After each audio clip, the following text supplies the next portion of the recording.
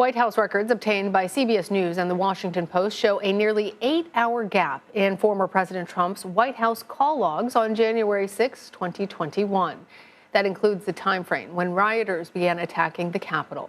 CBS News chief election and campaign correspondent Robert Costa has more on this exclusive story.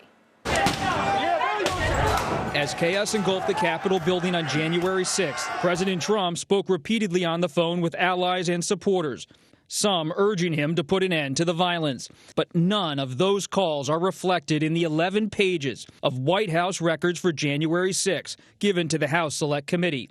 There is a massive 7-hour and 37-minute gap in calls from 11:17 a.m. to 6:54 p.m., which includes the most violent period of the attack. Congressman Jamie Raskin is a member of the House January 6 committee. Are you frustrated, Congressman, about the gaps in the record?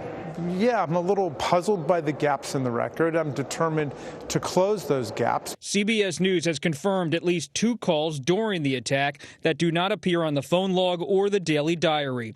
One call from Trump to Utah Republican Mike Lee, and another call to Trump from House Republican leader Kevin McCarthy, who described it to Norah O'Donnell by phone at the time. I've spoken to the president. I asked him to talk to the nation to tell him to stop this.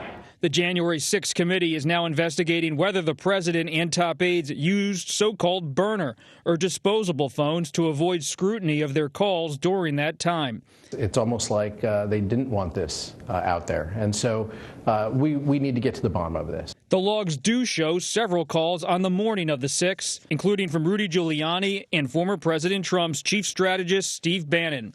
At 8:37 a.m., Trump spoke with Bannon, who sources say told him to call Vice President Mike Pence and urge him to block certification of the election. Trump later did phone Pence, failing to persuade him, but that call is not noted in the records. There is a listing at 11:17 a.m. The president talked on a phone call to an unidentified person. CBS News has learned the Pence call was in that time frame. There's also a lengthy gap during the attack, as recorded in Mr. Trump's daily diary. At 1:21 p.m., the president met with his valet, which signals a return to the Oval Office. The mob breached the Capitol just after 2 p.m., and the next entry isn't until 4:03, when Mr. Trump went to the Rose Garden to record a video for supporters. We have to have peace. So go home. We love you. You're very special. The phone logs pick up again that night when Mr. Trump had at least 11 calls between 6:54 and 11:41 p.m. And Robert joins me now. Hey there, Robert. So I understand you spoke with former President Trump's national security advisor, John Bolton, about this report, and you discussed this concept of burner phones. Explain for us what Bolton told you about burner phones and what he believes he heard from the former president, and why that's so important in this investigation. During the course of my reporting with Bob Woodward, we heard and confirmed that the House committee is looking into the use of possible burner phones, which are disposable personal phones, inside the West Wing during the final days of the Trump presidency, including on the day of the Capitol attack. And the reason this is important is that if the president himself or his aides are using so-called burner phones or disposable phones at the time of the attack, then there's not an official government record of those calls. And that creates a challenge for the House committee as it tries to piece together the puzzle of what exactly was happening behind the scenes. We asked former President Trump on Monday, as we were finishing our reporting, whether he had any comment about this investigation and his use of burner phones that's being alleged by some people talking with the committee. He said he had no knowledge of burner phones. He didn't even really know the phrase burner phones. And his spokesperson, in addition, told us that he has nothing to do with the records. Well, after CBS News and the Washington Post published their stories on Tuesday morning, we got a call. I spoke with National Security Advisor John Bolton, the former one for Trump, and he said, I read your story. That's not credible, what the former president's saying. His on-the-record quote to the Washington Post and CBS News saying, I don't know about burner phones. Bolton told us he does know about burner phones in his view. He said in his recollection he discussed burner phones and their use multiple times with the former president. Really impactful, that timeline, especially having John Bolton call you after that exclusive report was published.